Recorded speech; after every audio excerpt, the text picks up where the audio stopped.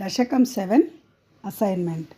नारायण अखिलगुरु भगवन्नमस्ते।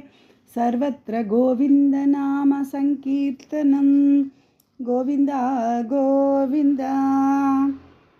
एवं देवचतुर्दशात्मक जगत् रूपेण जातः पुनः। तस्योर्ध्वं खलु सत्यलोकनिलये जातोऽसि धाता स्वयं। यं शंसन्ति हिरण्यगर्भमखिल त्रैलोक्यजीवात्मकं। यो भूत्स्फीतरजो विकारविकसन् नानासिसृक्षारसः।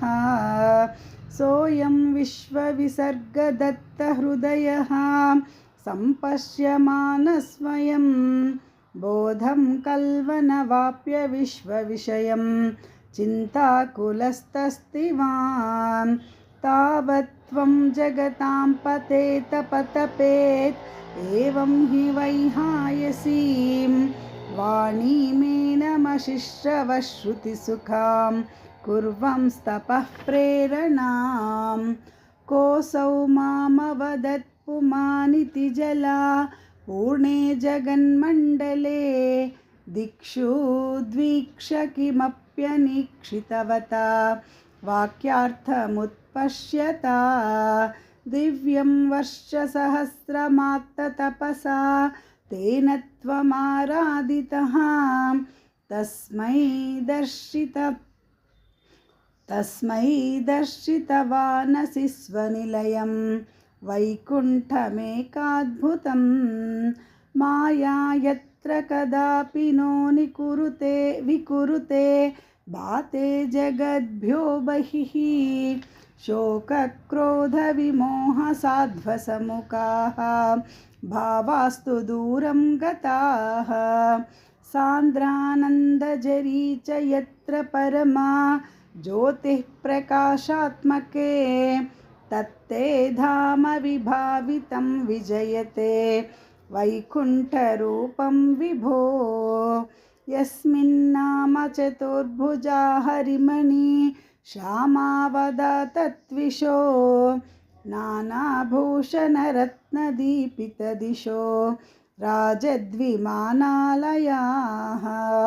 भक्तिप्राप्त तथा विधोन्नतपदाः दीव्यन्ति दिव्या जनाः। तत्ते धाम निरस्तसर्वशमलं वैकुण्ठरूपं जयेत्।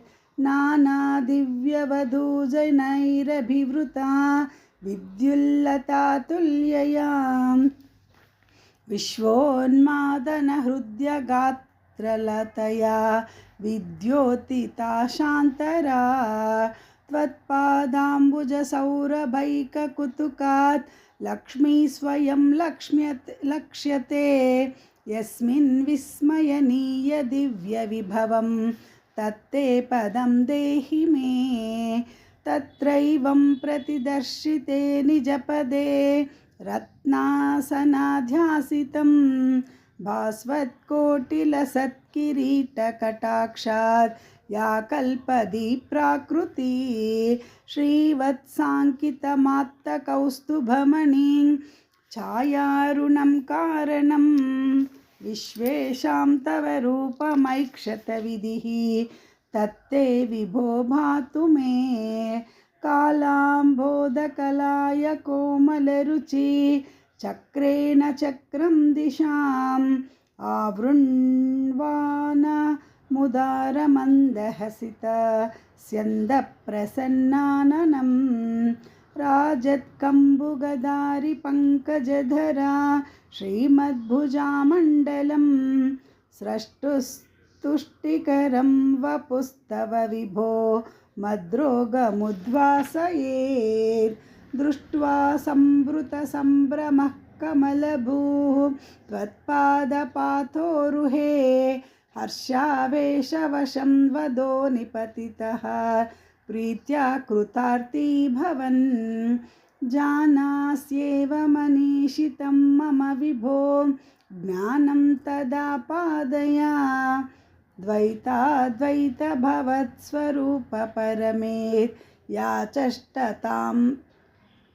याचष्टतं त्वां भजे आताम्रे चरणे विनम्रमथतं हस्तेन हस्ते स्पृशन् बोधस्ते भविता न सर्गविधिभिः बन्धोऽपि सञ्जायते इत्याभाष्यगिरं प्रतोष्य नितरां सच्चित्तगूढस्वयं सृष्टौ तं समुदैरयः स भगवन् उल्लासयोल्लाघतां